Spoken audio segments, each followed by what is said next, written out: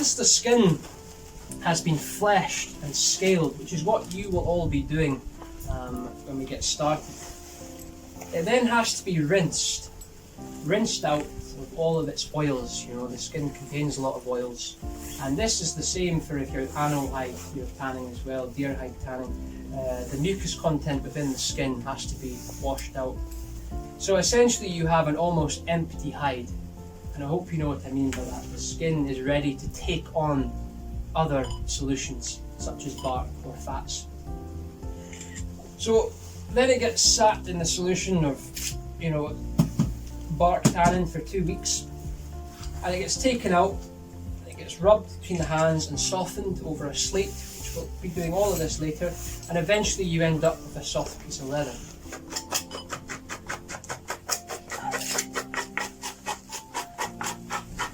See that there's a lot of strength in that. There's some skins, like I was saying, mackerel, you could never be this forceful with. You would be tearing it by now already. Now it's time to get your scallop shell in there, and you can see just by taking away that flesh, I've disturbed the scales quite a bit. You know, I've risen them upwards, yep. And it's quite easy now to comb.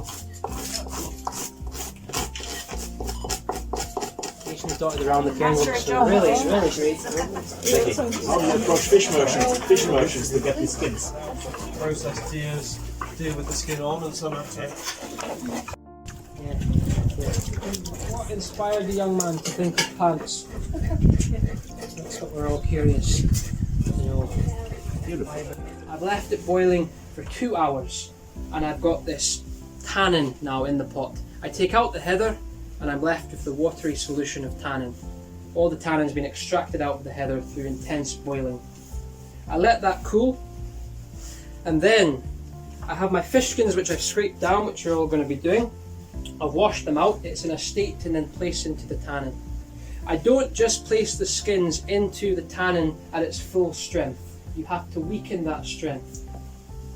So you have to build it up slowly and let the skin slowly be fed by tannin, and you're just feeding it every single day, a cup a day, a cup of tannin a day, a cup of tannin a day. Just one of your normal coffee mugs, a cup of tannin a day per skin.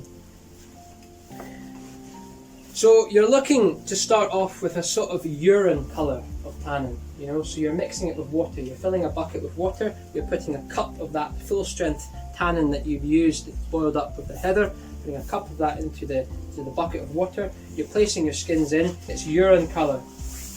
And then come back the next day and you'll find that that colour would have weakened because the skins have slowly started to absorb it. And then you put in another cup and another cup the next day and another cup the next day, until eventually you'll start to create a tea colour, and then you'll start to create a coffee colour. And that's you slowly building up the tannin. And after about 2 weeks you will see that your skin has gone from the colour of white when it's been completely scraped and it's its normal colour, and it will end up like that. The only reason why it's changed colour is because of the tannin. That's why it's brown. The skin itself, as we know, is more like this colour.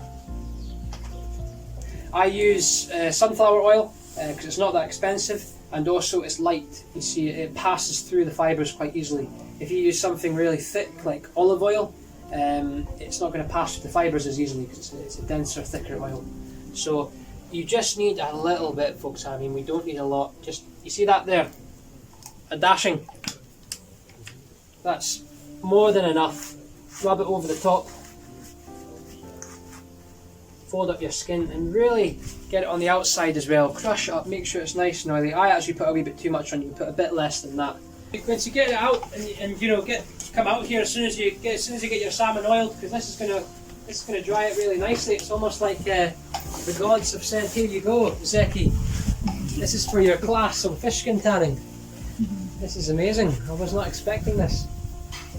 Cups in your bucket, so there's no harm in taking up some as well.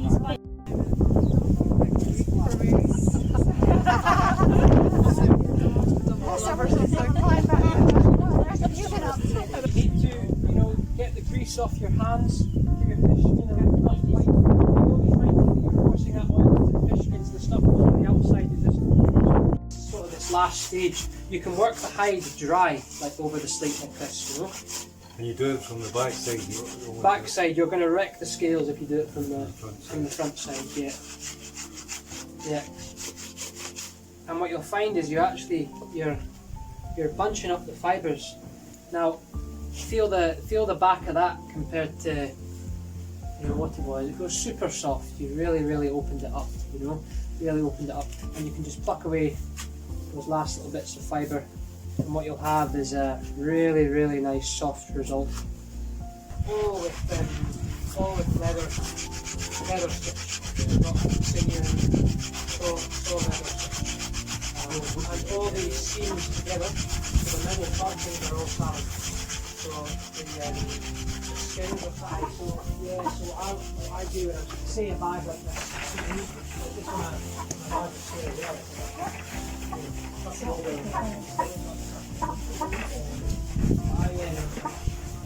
so that's just a whip stitch.